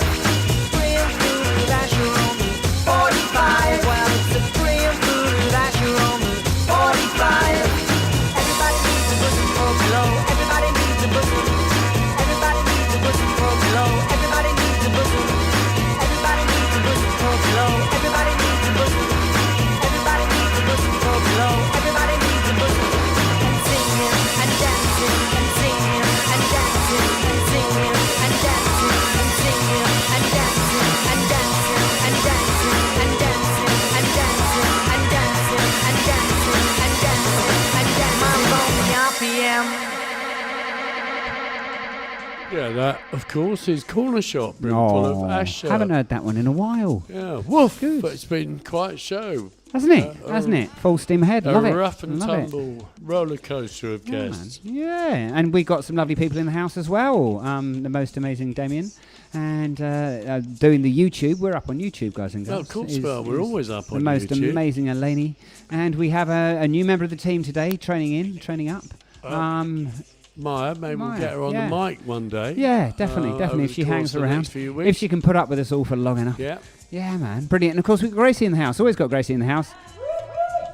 What's up? What's up? Yay! Which is a good thing. A good thing. Yeah, Grace is here because she's filled the Tascam full of interviews and has come to get it cleared off. Yeah. So she can start again. So we can do it all over again. Wicked. Happy 2024. And we're looking forward, in fact, to a whole series, Grace. We're gonna talk to the Portobello Road, aren't we? We're going to talk to the traders. We're going to talk to the people in the shops. Yes. Yeah, man. That would be lovely. What do we want to know? I mean, we talk about the Portobello market the whole time, ever since, we started nearly 9 years ago. It's 9 years ago tomorrow, I think. Wow. Pop. What do you reckon, we What do you talk So reckon? it's not just happy birthday to Gregsy, it's happy birthday No, to they're- Portobello Radio too. Wow. Yay. And I Come on. might say that, unfortunately, we're not at the Tabernacle tomorrow, but we are there next Saturday, 27th the of 27th, January. 2 p.m. I've said till 8, but it'll be as late as we can get away with. Yeah. And if the place is full, that'll get later and later. Absolutely. So come on down, join us, buy us a drink, or we can buy you a drink. Either Or way, whatever. it'll be fun.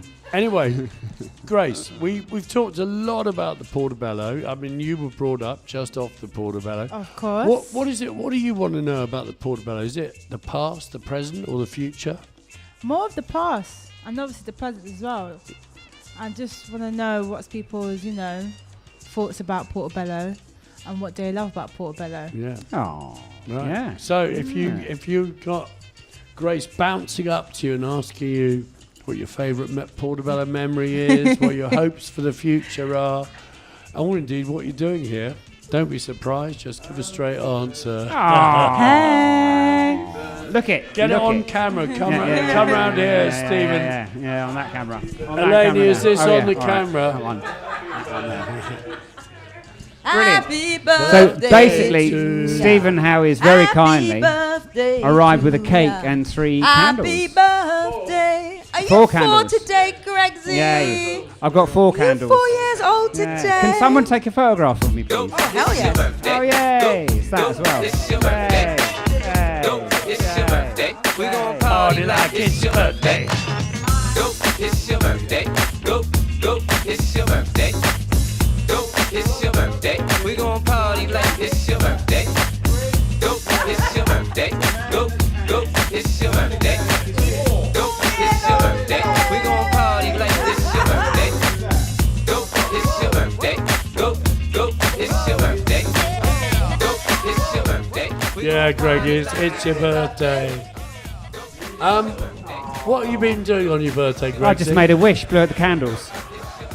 Yeah, what am I doing? I'm probably going to be. What am I going to be doing? I'm going to be hanging out with you guys next Saturday down at the Tabernacle. That's what I'm going to be doing. Yeah. And we're going to see all your family coming up from South London. Great. You never know your luck. They might cross the river. It depends on whether they've got their passports stamped. Exactly. Yeah, Immigration's tough these days. It People is. are getting sent to Rwanda, you know. You so, know it. Well, no, hopefully not. Hopefully never. Yeah, hopefully it won't pass, but you know. Still, yeah. Wow, As that's long the as right there ain't old. no lefty lawyers getting them off. Absolutely.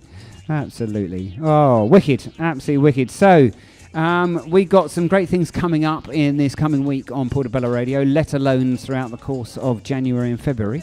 No, we've mentioned next Saturday. Yeah. That's tomorrow week if you're listening on Friday. It's a week today if you're listening on Saturday. It's a week yesterday if you're listening on Sunday. Wow, I'm confused. Yeah, the 27th of January at the Tabernacle, 2 p.m. onwards. It is Portobello Radio's 9th birthday. Yay. The following Saturday, we have the Art Bus. Yeah, which true, is now, yeah. we're so inspired by Gina Birch, yeah. going all over town and without being, she's not tied down to West London. Yeah, and she's got a passion for corner houses. What more? What is there not to love? Yeah, so we're going to Gallery 46. Yeah, we're going to go Gallery 46. We're going Whitechapel. We're going to Hythe Road. Oh, yeah. We're going to Unit 1. Stacey McCormick solo show. We're going to somehow fit in Studio West, which we can't get Studio the bus West, before they do a poetry reading. Yeah. Which is fine, except we love poetry. Yeah, but great. So there you go. That's the bus on the 3rd. Next week is the first bright side of the road. I was going to go right there, exactly. First bright side of the road of 2024. 2024, and we are delighted that we are going to be talking to Elizabeth Sharkey. Wow, that's not Fergal Sharkey's. Well, it is, but she's got more strings to her bow than being someone's missus. Yes, indeed. She has written a book called Why Britain Rocked, How Rock Became Roll and Took Over the World. Brilliant. And it is questioning the traditional narrative that we got a bit of blues, we got rock and roll, suddenly Britain became a spectacular source of great music. And her view is that we should be looking much more at how some of the music from Ireland, from Scotland, from the Quakers, the enduring power of British balladry, it says, contributed to the craziness of the 60s rock and roll revolution. How interesting. And in Brilliant. fact, we've just had Gina Birch on, and the Raincoats were pretty crazy. They were mad. They were and mad. Quite a good indication of that. Yeah, so that's the Irish Cultural Show on Thursday this week at 7 p.m. this coming week. 7 p.m. It's going to be brilliant. It's always a laugh, and it's always a great delve into Irish culture, seeing as there's many, many people in this area who are of the Irish diaspora. So yeah, really super looking forward to that one as well. I can't remember whether we got a show on Wednesday or not. I don't think we have. This week. We have some really excellent surprise special guests coming in and doing shows over the next little while. Have we not? Yeah, we've got loads of great guests coming up.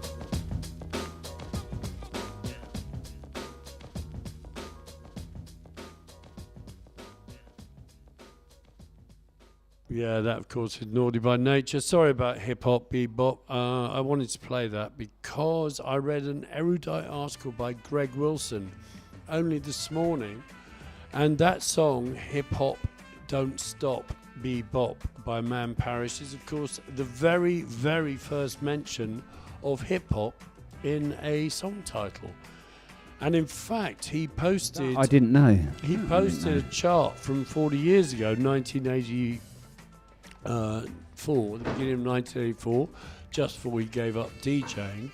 And what we would now call the hip-hop chart... You say gave up DJing, he did come back. He did come back, Yeah. but what we would now call the hip-hop chart in those days, of course, was called the electro chart. Yeah, yeah. Because it was more about what people were doing with the 808s than it was about what people were doing with their hip-hop. voice. Yeah. Yeah, and it was a bit more mainstream.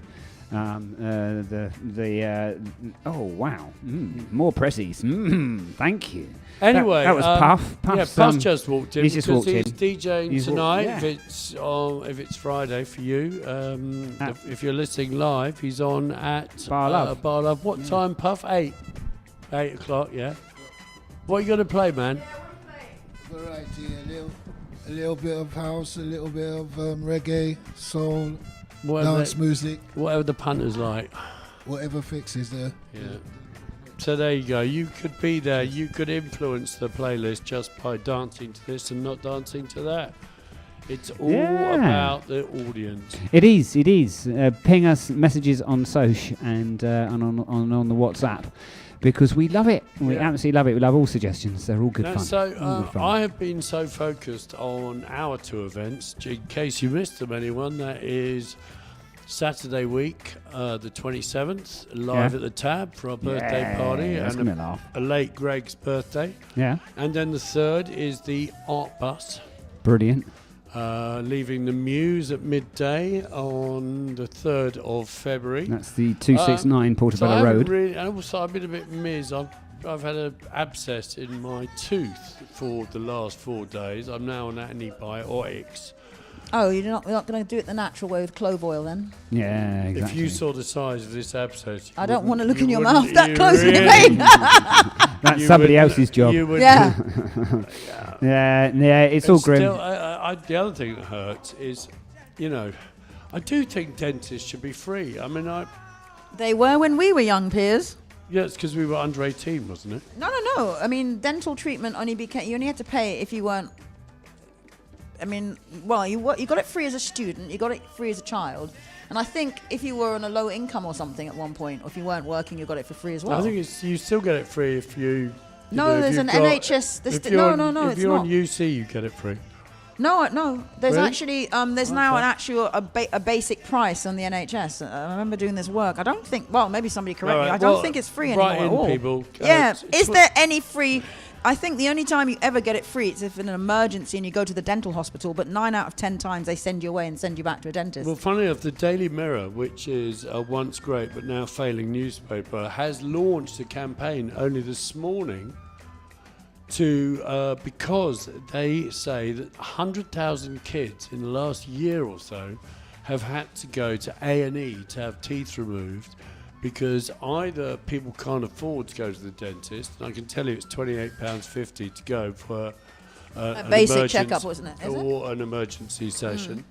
Or there's a lot of places around the country where there are no dentists. But also, or no dentist doing national health. Yeah. I mean, even when I was doing some work on a project involving the primary care trust, as it done, it was been abolished since, as it was back in 2008, 2009. We were looking at things like that, and some of the research came out. There were stories people were pulling out their own teeth because they couldn't afford to go to the dentist. I mean, there's even more of that now. I mean, I remember having an abscess and just getting a needle, sterilizing it, and popping it myself, and then cleaning it out. I mean, it's just gross. I mean, we shouldn't have to do stuff like that. Disgusting. Oh God, yeah, but that's why the clove oil.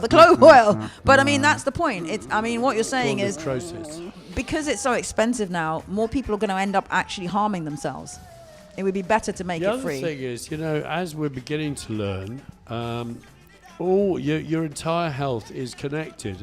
Without having to go homeopathic or Chinese medicine. the knee bone is connected to the Yeah, your thigh teeth bone. apparently, every time you lose a tooth, it impacts on your health. I didn't realise that because Well, when I had a heart attack, my dentist said I wasn't surprised. But the sight of your teeth showed Really? that the inflammation Right, was yeah. at It's like the such a gut. level. Coming Yeah. back to what we were talking Yeah. about in the brain. I mean, the gut is the whole pattern, isn't it, of our bodies really. Yeah. There's so much now. They're saying it's all about the gut. Yeah, and Take your probiotics, eat yogurt, blah, blah, kefir. blah. All right, kefir, yeah. Yeah, we make our own kefir. Very good, very good. I like the vegan coconut one. I have Oh, some. yeah. I actually picked some up at Portobello Whole Foods. Delicious. Yeah. You should make your own. You just Once you you've feed got it the- every Do I day. look like some sort of person sitting around milking cows or, Yeah. or almonds or whatever Does it she, is? does she look like the kind of person who's going to weave muesli? No. Anyway, Colin, you better play a tune. You have just been grabbing all the wires off everyone. Wonderful. I don't think so. What don't kill you can only make you stronger. Yeah, me know that from your youth. I me know say nothing beat the truth. Feel powerful. Yeah. Even though it's hard, it gets rough. Looking at my life, I've been through so much stuff. A million times me coulda run away, but me stand firm because me know say me must make it one day. Enough people play a hate. The devil and him friend did a try test me faith, and a million times me coulda run away. Like a plane up and they run away. They say I'll never make it, but certain road me coulda done, me never take it. It was so easy to be a drug dealer. Peer pressure coulda turned me in a killer. Yappy them couldn't get me down. Me stand up on solid ground as I get a youth from Kingston town. Words them a fling out a road couldn't break my bone. Me done them from in the first round. Even though it's hard, it gets rough. Looking at my life, I've been through so much stuff. A million times me coulda run away, but me stand firm because me know say me must make it one day. Enough people play a hate. The devil and him friend did a try test me faith, and a million times me coulda run away. Like a plane up and they run away. When push come to shove, me not sell out. Sometimes me feel like me locked up and me want to get the hell out. True bad mind, I want me and some fake friend fell out. When problems arise, them never debug. But to me purer than the water them a drink. And me think faster than when them I quint. Me not go make them ever push me over the brink. And me foresee the things them a think. Even though it's hard, it gets rough. Looking at my life, I've been through so much stuff. A million times me coulda run away, but me stand firm because me know say me must make it one day. Enough people play a hate. The devil and him friend did a try test me faith, and a million times me coulda run away. Like a plane up and they run away. I was born as a ranks, grow up as a ranks like the great Delhi ranks. So me have to give thanks. Me a shine like a star, them see me from a distance. When bad mind a chat me not respond. I was born as a ranks, raised as a ranks like the great Shabba ranks, Yappy ranks, Cutty ranks. Bad mind keep your distance. The hypocrite people, they no response. Even though it's hard, it gets rough. Looking at my life, I've been through so much stuff. A million times me coulda run away, but me stand firm because me know say me must make it one day. Enough people play a hate. The devil and him friend did a try test me faith, and a million times me coulda run away. Like a plane up and they run away.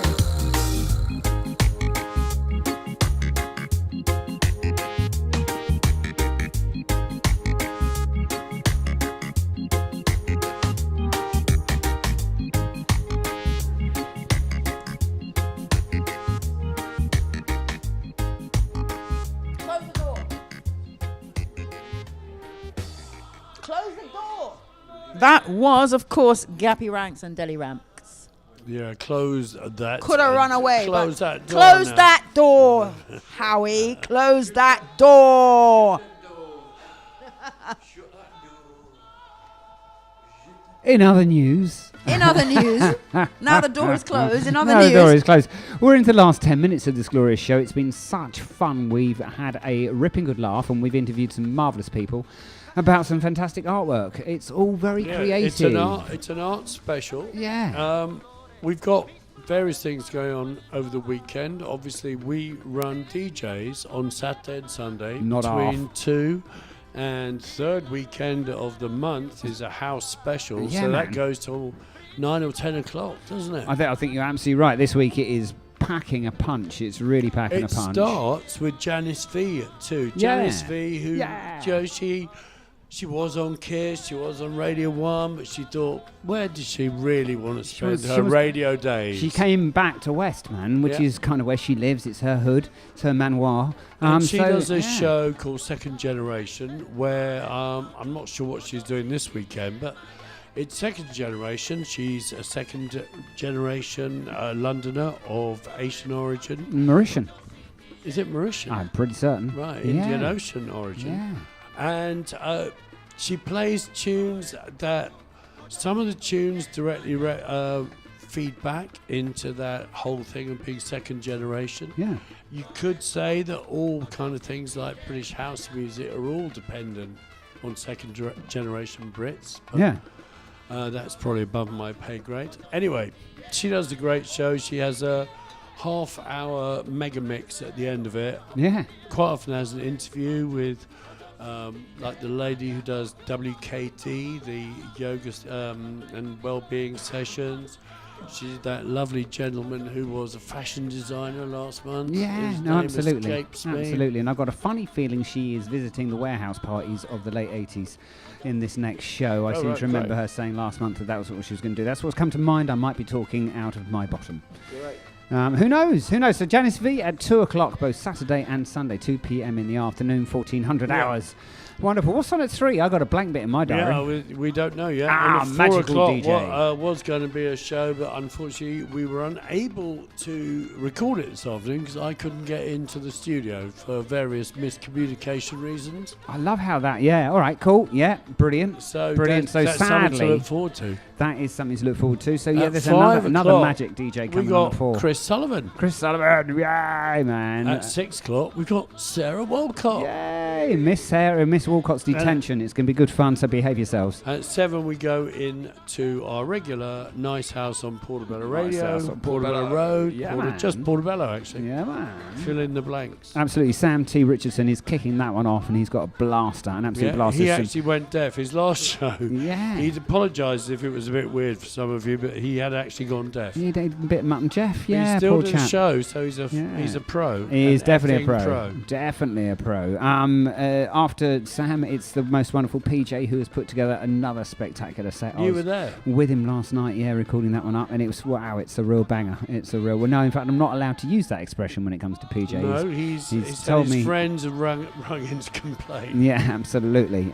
It's all about floor fillers with that man. So yeah, absolutely groovy. It's going to be great. Absolutely superb. Rounding off the Nice House on Portobello Radio, we got the most adorable Tal Cohen, who's going to be playing us some more absolute stonking floor fillers. It's going to be brilliant fun. It's going to be absolutely top fun. We love Nice House on Portobello Radio. Did you mention the Tal? third weekend of every month? Most certainly did. How could I miss out Tal? Sorry, He's an absolute diamond. I was looking at my social media. I wasn't concentrating. No, I do this a lot and then try and dial in at the end of a conversation and normally get it totally wrong. Those are the bits I edit out. And what about you? Yeah, so I'm just going to make a couple of announcements. So every Monday at the Methodist Church, 6 to 8, myself and the lovely Ilaria are running our upcycle workshops. But we're doing a special project up until March, making dolls. Oh, nice. The idea is it's based on the Guatemalan worry dolls, which people buy, or mainly women, and you kind of speak to this doll. It's you can tell it, if you're under stress, your anxieties, your hopes, your fears. It's you a put therapy it under doll. You put it under your pillow. Yeah. You can make them really small. You can make them bigger, traditional. So we're doing doll making. It's free. It's for women and girls, but the odd guy could pop in if he wanted to make a doll. Wicked. I also want to mention that certain Zakia, who we know, who's a presenter on this radio show, is with her group at the London Communication. Well, it's actually now University of the Arts in London. They are curating an event at the London Short Film Festival called Allah, which in Yoruba means black joy. Yeah. It's a series of short films, and it's on Thursday the 25th at 6:15. You can get your tickets from the ICA website. They're on on Eventbrite. And also, Uncle Charlie was mentioned. Well, he was interviewed by Zakia, and she made a short film, and we'll be showing the short film of talking to Uncle Charlie and showing some of his photography, his pictures. And I am on for Ferrity Radio tomorrow. Eclectic Goddess, get me there. I'll be just doing a music session for the new year. It's my first time on, as I've now going down temporarily, well, hopefully temporarily, to twice a month, because of course I am making sure that I'm present for the Palestine actions, because obviously I'm on the streets fighting for against the genocide happening in Palestine. And I invite people to take a look at the Palestine Solidarity Campaign website, palestinecampaign.org, because every week something is going. Their national march is happening, but every weekend there is something happening. So tomorrow it's a day of action for Palestine, and you will find that in most London areas and across the country, people will be involved in actions for Palestine. Wow. There you go, full fun-packed weekend in and around London town, despite it being blinking freezing. And if you just come in from work, whatever that is, or wherever you've been, the market perhaps you were trading on the stall, though if you were, you'd probably have had Portobello Radio playing, and we encourage anyone who's got a public-facing sound system, cafe, whatever. Yeah. Yes, come to Portobello Radio. Put on it's Portobello your home. Radio. But come here. And if you don't like us chatting, you can always go to the Mixcloud. And a lot of pubs and bars are actually using our fantastic roster of DJs to fill their PRS requirements. Yeah, but also you can contact us if you've got something to say and come in.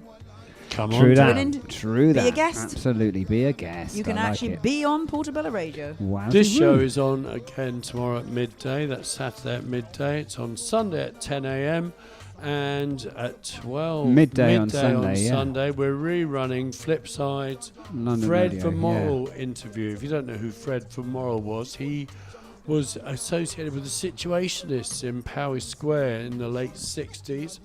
He was an associate of King Mob. King Mob, of course, were the graffiti artists who did that very, very famous graffiti down the Westway saying, I'd have to look it up on Facebook, but sleep, tube, work, relax. It went on for about half a mile, the graffiti. He wrote a lot of iconoclastic books subverting the whole kind of deconstructionist take on cultural icons. He wrote one about Kate Moss, very famously. He and his wife Judy wrote one about the Sex Pistols. Anyway, it's a long-winded way of saying tune in to Aiden. It's a right old laugh. Sunday lunchtime. Brilliant, absolutely brilliant. A last reminder, the fact that we are selling the 7 inches for the Dread Broadcasting Corporation's latest single, the Striving to Be Free track, made by Ranking Miss P and the most amazing Charlie Night Doctor. Both of whom are still in and around this area. So yeah, man, you love that tune, and if you want a copy for your vinyl collection, then there is a very, very few left of this most amazing 7-inch cut. So get it either on our website or tap us up. Maybe come down on the 27th at Tabernacle. We'll be selling them out there. We'll have them, will we? Yeah, most definitely. Will we have definitely. T-shirts? We'll have T-shirts as well. Dread Broadcasting Corporation T-shirts, as well as Portobello Radio T-shirts. Oh yeah. Last few Portobello Radio T-shirts, by the way. Yeah, man. We may never do them again. Really? We may move on to bucket hats. Yay! Bring on the bucket hats! Bring on, and the hoodies I've been asked a lot for as well. There you go. Wicked. Absolutely. Watch out, wicked. Uniqlo. We're coming for you. Yeah, you know it. Yeah, let's be Avenue. Shall I leave this one? Yeah, let's do this one. So this is the tune. If you want this on 7-inch, then get a load of it off of us, off the website. DBC Striving to Be Free. Have a good weekend.